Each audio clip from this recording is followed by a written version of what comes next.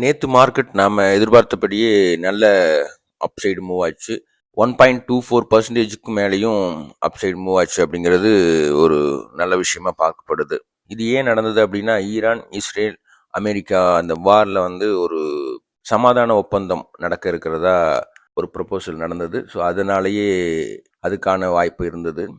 ஆயிலோட price ஸ்டேபிளாக இருக்குது, கொஞ்சமாக குறையிறதுக்கான வாய்ப்பு இருக்குது. ஸோ இது ட்ரேடர்ஸ் மத்தியில் ஒரு பாசிட்டிவான அப்ரோச்சை கொடுத்துருக்கு.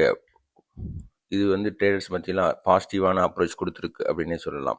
இதுக்கப்புறமா இன்னைக்கு அமெரிக்காவும் ஈரானும் இந்த ஹார்மஸ் பகுதியை திறக்கிறதுக்கு, அதுக்கப்புறம் அந்த போர் நிறுத்துறதுக்கான ஒரு 14 அம்சங்கள் கொண்ட ஒரு வரைவில் அமைதிக்கான ஒப்பந்தம் தீர்மானிக்க போகிறாங்க.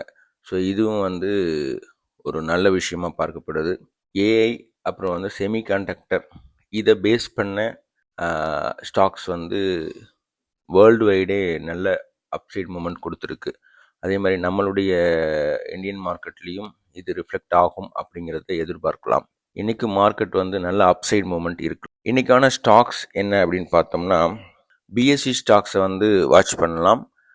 இப்போ சமீபத்தில் எல்லா கம்பெனியும் ரிலீஸ் பண்ண Q4 ரிசல்ட் நல்ல பாசிட்டிவாகவே இருந்தது. ஈக்விட்டி மார்க்கெட்டை பொறுத்தளவு 3% வரைக்கும் அப்சைட் மூமெண்ட் காமிச்சிருக்கு. அது பிஎஸ்சிக்கு ஒரு பெரிய சப்போர்ட். அதுக்கப்புறமா மீசோ ஸ்டாக்ஸையும் வாட்ச் பண்ணலாம். இன்றைக்கி அவங்க ரிசல்ட் சப்மிட் பண்ண போகிறாங்க. ஸோ அதுவும் பாசிட்டிவாக இருக்கிறதுக்கு வாய்ப்பு இருக்கிறதா பேசப்படுது.